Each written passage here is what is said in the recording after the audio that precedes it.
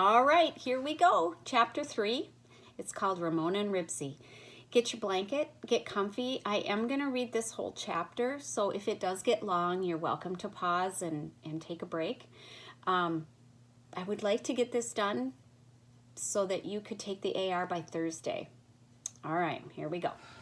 One day after school, Henry Huggins, who lived on the next block, came over to play checkers with Beezus. His dog Ribsy came with him because Henry never went anywhere without Ribsy.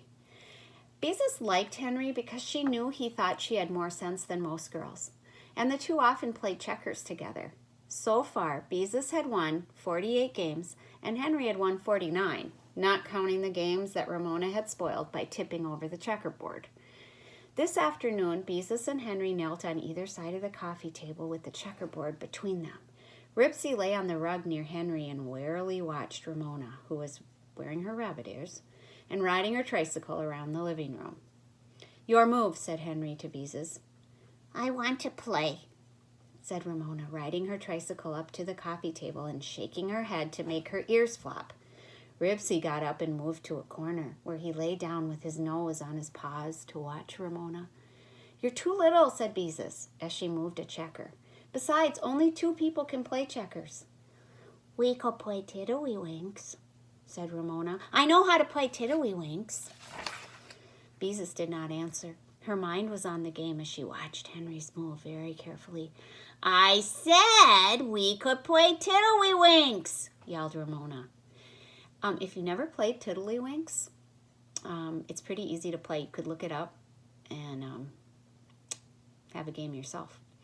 Beezus looked up from the checkerboard. "Ramona, you stop bothering us," she said in her severest voice. Ramona scowled and pedaled backwards away from the coffee table, while Beezus returned to her game and studied the board. Let's see, she had to be careful because Henry had already captured half of her checkers. Let's see, she thought. I could move from here to there. No, that wouldn't work because then he could. But if I move from here to here, yeah, that was it. Beezus lifted her hand to pick up the checker, and in that instant, Ramona pedaled as fast as she could towards the coffee table. Crash! The front wheel of Ramona's tricycle rammed into the table. Checkers bounced into the air and showered over the table, falling to the floor and rolling across the rug. "There," said Ramona, and calmly pedaled away. "Hey!" protested Henry. "Mother!" Beezus called. "Ramona's bothering us." Wiping her hands on her apron, Mother came out of the kitchen. "Ramona, you know you're not supposed to bother Henry and Beezus when they're playing checkers. Now go to your room and stay there until you can behave yourself." "No," said Ramona. "I don't have anybody to play with me, and I want Beezus and Henry to play with me." "You heard me." Mother lifted Ramona off the tricycle. "I bet she has a tantrum," thought Beezus as she picked up the checkers. "No!" screamed Ramona. "Ramona," said Mother in a warning voice, "I'm going to count to 10. Ramona threw herself on the floor and kicked and screamed. Can anybody relate to that? No, I'm sure you've never thrown any tantrums. 1, 2, began Mother. Ramona went on kicking and screaming until Mother counted to 7. Then she lay still on the floor, watching to see if Mother really meant what she said. 8, 9, said Mother. Ramona got to her feet and ran into the bedroom, and she slammed the door. Mother returned to the kitchen, and Beezus and Henry started a new game as if nothing had happened. Tantrums were not unusual in the Quimby household. Even Henry knew that. In a few minutes, Beezus heard Ramona open the bedroom door. "Can I come out now?" she called. "Can you stop bothering Beezus and Henry?" Mother asked from the kitchen. "No," said Ramona, and she shut the door. Not more than 1 minute later, Ramona opened the door again and came into the living room. "I can stop bothering," she said with a sulky look on her face. And Beezus could see she was still cross because she had been punished. Cross is another word for angry. "That's good," called Mother. "Now come here and I'll give you a cookie." Seeing Ramona going into the kitchen, Ribsy sat up, scratched, and trotted after her. Remember, Ribsy is Henry's dog. Although Ribsy did not trust Ramona, he was always interested in what was going on in the kitchen. I hope she stays in the kitchen, thought Beezus, as she picked up a checker and skipped from here to there and captured 2 of Henry's men. The game became so excited that Beezus almost forgot about Ramona. At the same time, she was vaguely aware of some scuffling sounds in the hall, and then she heard the jingle of Ribsy's license tags and then the clip of his claws on the hardwood floor. She heard Ribsy give a short bark, and then the bathroom door slammed, and I wonder what Ramona's doing, thought Beezus, as she captured another checker. But she did not care as long as Ramona did not interrupt the game. "Let me in!" screamed Ramona from the hall. "Let me in the bathroom!" "Ramona, who are you talking to?" asked Mother as she went into the hall. "Ribsy!" said Ramona, and she beat on the door with her fists. Ribsy began to bark. From behind the bathroom door, his barks made a hollow, echoing sound. Puzzled, Henry looked at Beezus. Ribsy in the bathroom? Henry decided he'd better investigate. Reluctantly, Beezus left the game and followed him into the hall. "Open the door and let him out," said Mother. "I can't!" shouted Ramona angrily above Ribsy's furious barks. "The battle dog went and locked the door." "Stop pretending." Beezus was exasperated with Ramona for interrupting the game a second time. It was too bad that a girl couldn't have a friend over for a game of checkers without her little sister spoiling all the fun. "I'm not pretending," screamed Ramona, clinging to the doorknob while Ribsy barked and scratched at the other side of the door. "Ramona!" Mother's voice was stern. "Let that dog out." "I can't!" cried Ramona, rattling the bathroom door. "The bad old dog has locked me out." "Nonsense. Dogs can't lock doors," scolded Mother. "Now open that door and let him out." Ramona began to sob, and Ribsy barked louder, and Ramona gave the door a good hard kick. I'll show you the illustration on this. Still has her rabbit ears on. "Oh, for Pete's sake," muttered Henry. "Ramona, I am very cross with you," said Mother. She pried Ramona's fingers loose and tried to open the door. The knob wouldn't turn. "That's strange," she remarked, and rattled the door herself. Then she hit the door with her fist to see if it just might be stuck. The door did not budge. There was no doubt about it. The bathroom door was locked. "But how could it be locked?" Henry asked. "I told you. Ribsy locked it." "Don't be silly," said Beezus. "How on earth?" began Mother in a puzzled voice, and then she interrupted herself. "Do you suppose when Ribsy was pawing at the door, he bumped against the button in the center of the knob, and it really did lock the door?" "Of course, that's exactly what must have happened. A dog that locked the bathroom door, that Ribsy," thought Beezus. "He's always getting into trouble, and now he's locked the Quimbys out of their bathroom." "I told you, he locked the door," Ramona said. "Yeah, but what is my dog doing in the bathroom in the first place?" Henry demanded. "I put him there," said Ramona. "Ramona Quimby!" Even Mother sounded exasperated. "Sometimes I don't know what gets into you. You know dogs don't belong in the bathroom. Now go to your room and stay there and..." I'm going to show you this illustration of Ribsy on the other side of the bathroom door. "You stay there until I tell you to come out." "Yeah, but..." Ramona began. "I don't want to have to speak to you again." This was unusual for Mother to be as stern as this. Still crying, Ramona went to her room, which was next to the bathroom. Since Mother had not told her to close the door, Ramona stood just inside it and waited to see what would happen next. Where's the key?" Beezus asked. "I don't know," answered Mom. I don't remember we ever had a key." "But there's a keyhole," said Beezus. "There must be a key." "Ribsy, be quiet," ordered Henry. "We'll get you out." But Ribsy only barked harder, and his barks echoed and re-echoed around the small room. "No one gave us a key to this bathroom when we rented this house," said Mother, "and when Ramona first learned to walk, we fastened the button down with Scotch tape so she couldn't lock herself in." "You did?" Ramona, fascinated with this bit of information about herself, stopped crying and leaned out into the hall. "How big was I then?" No one bothered to answer her. We got to get Ribsy out of the bathroom, said Beezus. Yeah, agreed Mother, but how? If you have a ladder, I'll climb in the bathroom window and unlock the door, Henry offered. The window's locked too, said Mother, bending over to examine the knob in the door. Maybe we could call the fire department? Henry tried another suggestion. They're always rescuing cats and things. Oh, they couldn't do anything with the bathroom window locked, Beezus pointed out. Oh, I guess that's right. Henry sounded disappointed. It would have been exciting to have the fire department rescue Ribsy. Well, I just can't see any way to take the knob off, said Mother. There aren't any screws on this side of the door.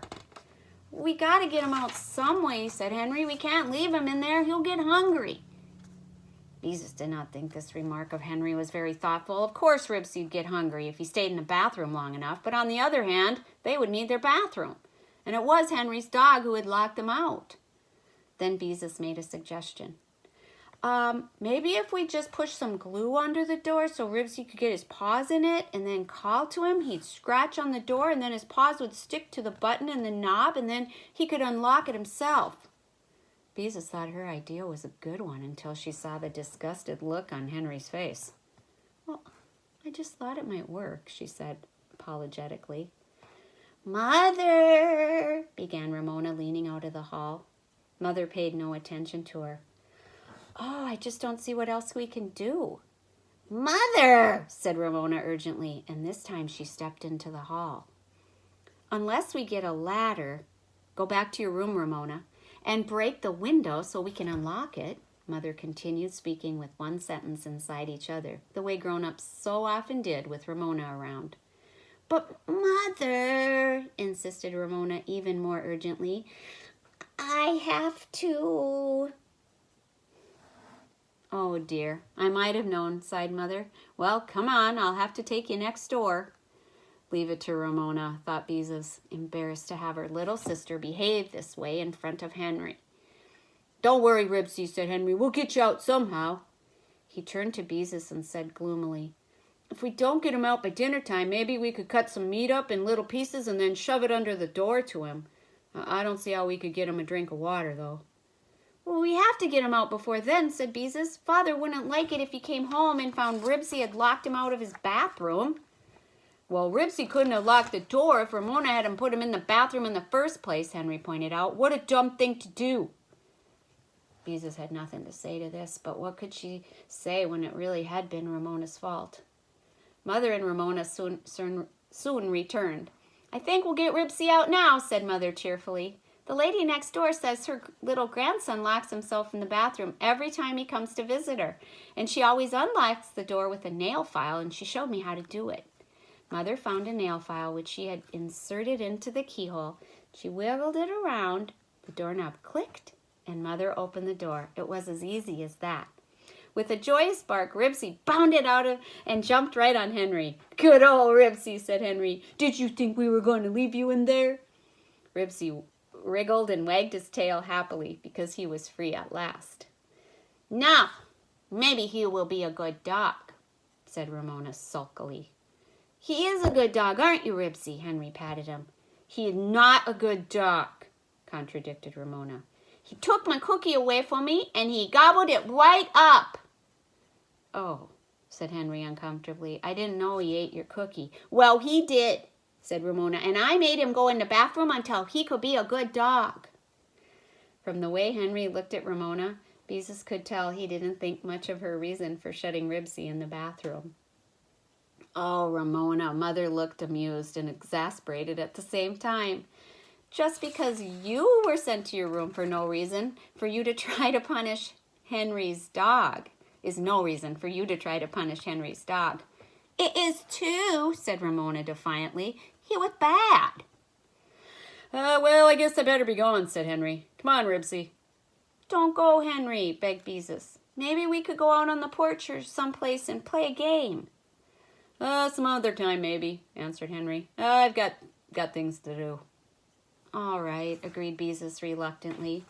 Henry probably knew they wouldn't be safe from Ramona anywhere the way she was behaving today.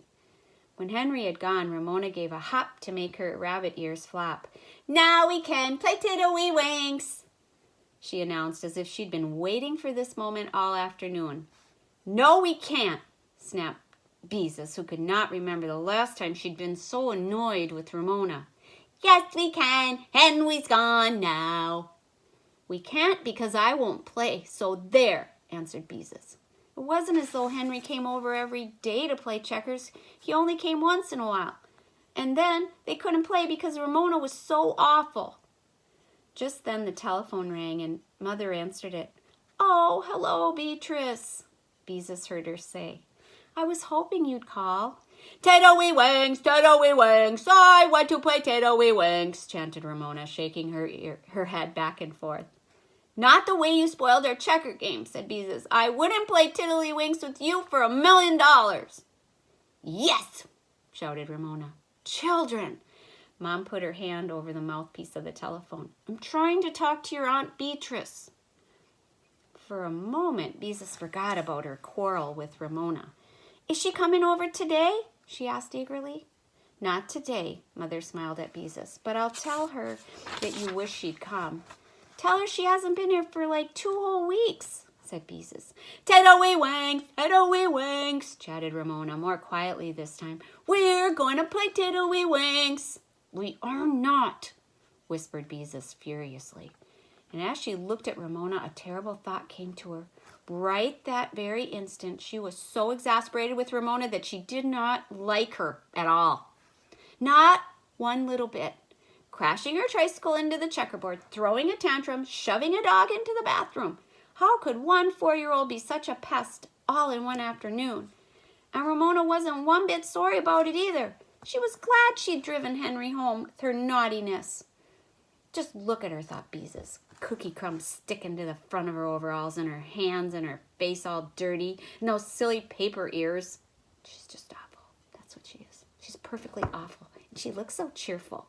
To look at her, you wouldn't even know she'd done a thing.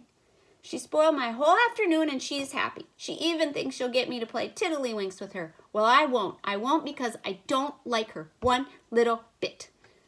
To get away from Ramona, Beezus stalked into the living room and threw herself into her father's big chair. Not one little bit, she thought fiercely. I'll show you a picture of how she's picturing Ramona. But as Beezus sat listening to her mother chatting and laughing over the phone, she began to feel uncomfortable. She ought to like Ramona. Sisters always liked each other.